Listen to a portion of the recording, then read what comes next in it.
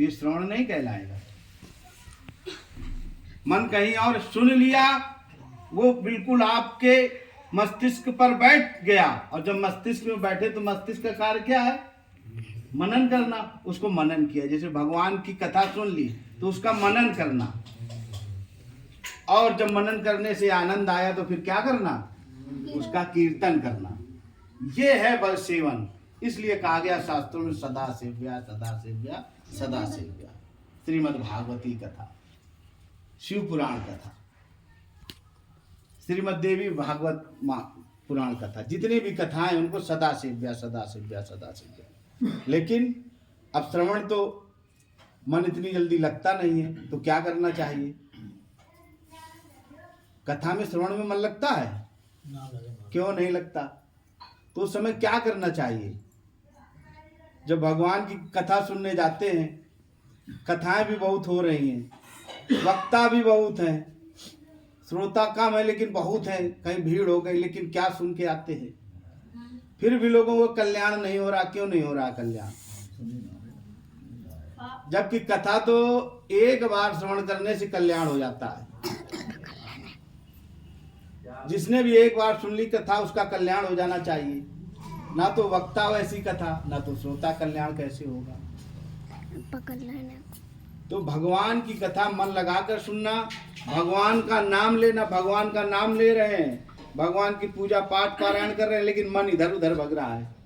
और पता चला भगवान के जो हनुमान चालीसा जो भी पढ़ते हैं, रामचरितमानस का पाठ किया और 5 दोहे पढ़ भी डाले, और हमको पता ही नहीं चला। पढ़ने वाले हम हैं, लेकिन हमको स्वयं नहीं पता चला किसने पढ़ डाला। बाद में 5 दोहे नहीं के बोले हमारा मन कहीं और था। तो क्या वो पाठन हुआ? भगवान का पाठ पारायण हुआ? फिर कैसे लाभ मिलेगा? बोले सबसे सरल है भक्ति भगवान की। भक्ति क्या है?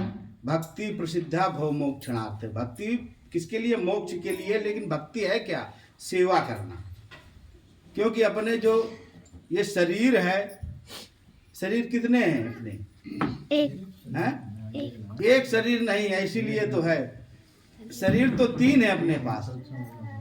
सबसे जो दिखने वाला शरीर है ये स्थूल शरीर कहलाता है, और जो ये बोल रहा, जिसके माध्यम से जो शक्ति दे रहा है, वो सूक्ष्म शरीर कह रहा है। और जो स्वयं स्रोत है वो जो है कारण शरीर है, जो कि आत्मा परमानंद परमात्मा के सबसे निकट है। सूक्ष्म शरीर को ही कारण शरीर बोलते हैं, और सूक्ष्म शरीर के और कारण शरीर का जो बंधन है उसको कहते हैं महाकारण बंधन। इसी को अज्ञान कहते हैं। अज्ञान के कारण ये शरीर मिला है, और अज्ञान यदि ज्ञान हो जाए तो शरीर छूट जाएगा। लेकिन ज्ञान किसका होना? तो अपना जो स्थूल शरीर है, इससे क्या कर सकते हो? इससे केवल सेवा कर सकते हो। ये शरीर किससे बना है? पंचभूतों से बना हुआ है। तो पंचभूतों में क्या होता है? पंच अशुद्धि होती है। पंचभूतों की शुद्धि करना चाहिए। पंचभूत कौन कौन से होते हैं? आकाश, आप लोगों को समझ में आ रहा है? आकाश, वायु, अग्नि, जल, पृथ्वी, ये पंचभूत हैं। अब ये अशुद्ध हैं, तो इनको शुद्ध कैसे करोगे? यदि घर में पृथ्वी यहाँ पर अशुद्धि हो जाएगी तो कैसे शुद्ध करोगे आप लोग मैया? कैसे शुद्ध होगा? लीप कर शुद्ध हो जाएगा। और ज्यादा है तो धुल कर। पृथ्वी यदि अशुद्ध है तो कैसे शुद्ध होगी? हमारे अंदर पृथ्वी तत्व है और वो अशुद्ध है तो कैसे शुद्ध होगा? जैसे यहाँ पृथ्वी तत्व है, मैया लोग पानी डाल के उसको साफ कर देती हैं, फिर उसको लीप देती है तो साफ हो जाता है। यानी पृथ्वी की अशुद्धि किससे शुद्ध होती है? जल से। किससे होती है? जल से। और जल की अशुद्धि कैसे ठीक होगी? यदि जल गंदा है, मटमैला है, कैसे शुद्ध होगा? उसकी 2 है, या तो छान लो, या तो और दूसरा या तो उबाल लो। कौन बोला? हाँ, या तो उसको गर्म कर लो। तो पृथ्वी की अशुद्धि किससे दूर होगी? जल से। और पृथ्वी तत्व बना किससे है? जल से। देखिए, आकाश से बना वायु, वायु से बना अग्नि, अग्नि से बना जल और जल से पृथ्वी, तो पृथ्वी की अशुद्धि किससे दूर होगी? जल से। तो जल की अशुद्धि किससे दूर होगी? उबालने से या छान। अग्नि से। और अग्नि की अशुद्धि किससे दूर होगी? वायु से। कैसे? कोई अग्नि में बहुत खराब चीज डाल दी, गंध दे रही है और तेज हवा जल गई तो भस्म, वायु की अशुद्धि दूर हो जाएगी। और वायु की अशुद्धि किससे दूर होगी? आकाश से। इसलिए मंदिर में सबसे पहले जाते हैं तो क्या लगा होता है? घंटा। तो हम आकाश तत्व नाद करते हैं जिसे पूरा आकाश से वायु ठीक हो जाए, और वही वायु अग्नि को ठीक कर दे, वही अग्नि जल को, वही जल को पृथ्वी तत्व ठीक हो जाए। इसलिए जाकर सबसे पहले घंटा बजाते हैं, सुनने के लिए नहीं, क्योंकि वहां पर शुद्धि हो जाए। और अपने अंदर कौन सा घंटा लगा है जो अपना शुद्ध कर लोगे? तो बोले ये आकाश तत्व के लिए घंटा के लिए मुख दिया है, बजाओ इसको। लेकिन किसके लिए? भगवान के नाम के लिए। तो भगवान का नाम जो क्या है? आकाश तत्व शब्द है। तो उसको बार बार कहोगे तो आकाश से क्या हो जाएगा? हमारे अंदर आकाश तत्व की शुद्धि हो जाएगी। और आकाश तत्व की शुद्धि होगी तो क्या होगा? वायु तत्व की शुद्धि हो जाएगी। वायु क्या करेगा? अग्नि को शुद्ध कर देगा। और अग्नि क्या करेगा? जल को शुद्ध कर देगा। बच्चे ज्यादा होशियार हैं। और जल किसको शुद्ध कर देगा? पृथ्वी को। तो हमारी पंच शुद्धियां हो गई। किससे? केवल भगवान के नाम से पंच शुद्धियां हो गई। इसलिए कथा सुनना, कथा कहना, नाम सुनना, नाम कहना, इसीलिए कहा कि हमारा जो स्थूल शरीर है इसकी शुद्धि हो जाएगी। इसलिए कथा श्रवण करनी चाहिए। और जब स्थूल शरीर हो गया तो सूक्ष्म शरीर हो जाएगा, क्योंकि दोनों जुड़े हुए हैं, वो भी पंचभूतों से हैं। फिर हमको जैसे दर्पण होता है, और दर्पण गंदा है तो उसमें क्या करना चाहिए?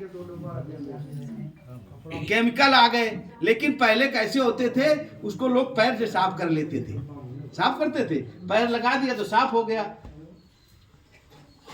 अपने यहाँ कितने ग्रंथ है भारत देश में? कितने ग्रंथ है भारत देश में? एक ही ग्रंथ है वेद। बहुत सारे नहीं, बहुत लोग कहते थे बहुत सारे ग्रंथ है। एक ही ग्रंथ है वेद। उसी के विभाग कर दिए गए, उसी की भाषा टीका कही गई, सबने उसकी नकल कर ली, सब अपना एक एक बताने लगे। जबकि सनातन धर्म में केवल एक ही ग्रंथ है, वो है वेद। पूरे विश्व का वही ग्रंथ है वेद। चार का व्यासादि। व्यास का अर्थ क्या होता है? व्यासादि करा, जो व्यासत कर दे, विभाग कर दे, इसलिए वो व्यास होता है। तो वेद का विभाग करने वाला व्यास कहलाता है। तो उन्होंने वेद के विभाग कर दिए, फिर उन्होंने उसी से पुराण लिखे, उसी के ग्रंथ लिख दिए। उससे रामचरितमानस उसी का सार है। रामचरितमानस का सार हनुमान चालीसा है। तो सबसे सूक्ष्म जो है ग्रंथ अपना कौन सा है? वेद। सूक्ष्म जो सार हनुमान चालीसा। सबसे विराट कौन सा है? वेद। अब देखिए हनुमान चालीसा में क्या कहते हैं, लिखते ही, श्री गुरु चरण सरोज रज, निज मन मुकुर सुधार, बरनउँ रघुवर बिमल जसु, जो दायक फल चार। कहाँ की बात कही? वेद की। हनुमान चालीसा वो नहीं कि मंत्र जंत्र झाड़ लो कर लो।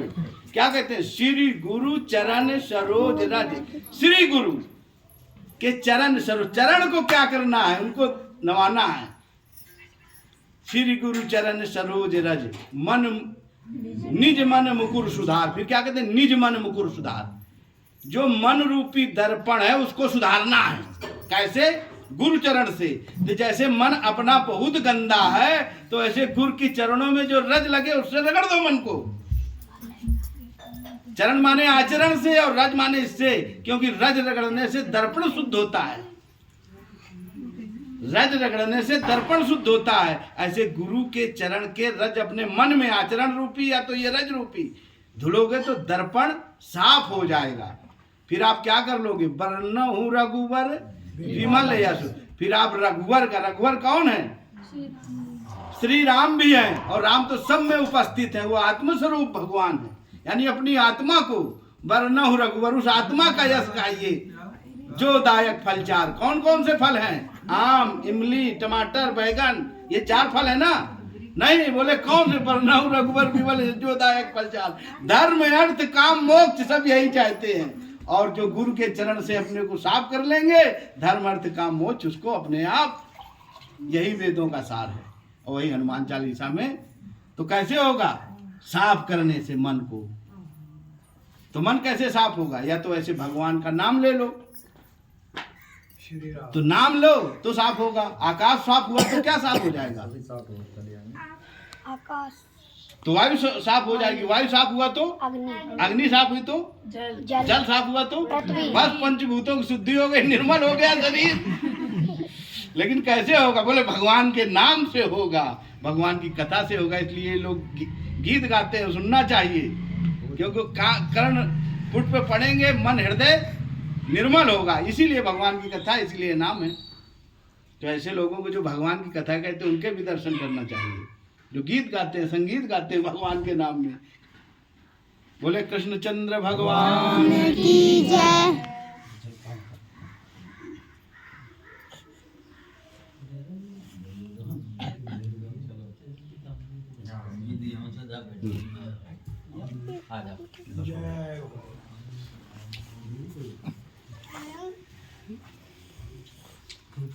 ठीक है फिर है, बात लिया हमने नहीं पाया कुछ।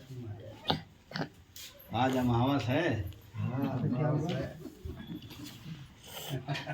फल तो हमें चाहिए। ये किसका? तिल का है? नहीं, ये ये क्या है? ये लड्डू है भुजे हुए मावे वाला, शुद्ध मिलेगा महाराज जी हमारे। अरे आप ही शुद्ध हो, ये शुद्धता में थोड़ा नहीं करते, थोड़ा कह रहे आप अशुद्ध हो। प्रसाद दो मैया लोगों को, लो और प्रसाद दे दो अपने हाथ से।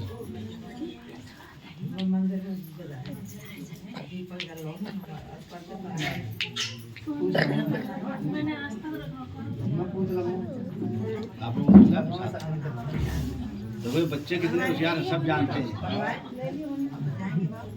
हाँ जान ये सत्संग में जा रही हूँ महाराज। हाँ हाँ मंदिर में जाओ। सत्संग कर हाँ ठीक बात है। महाराज ने दिया जाओ। हम वहीं जा रहे हैं। हाँ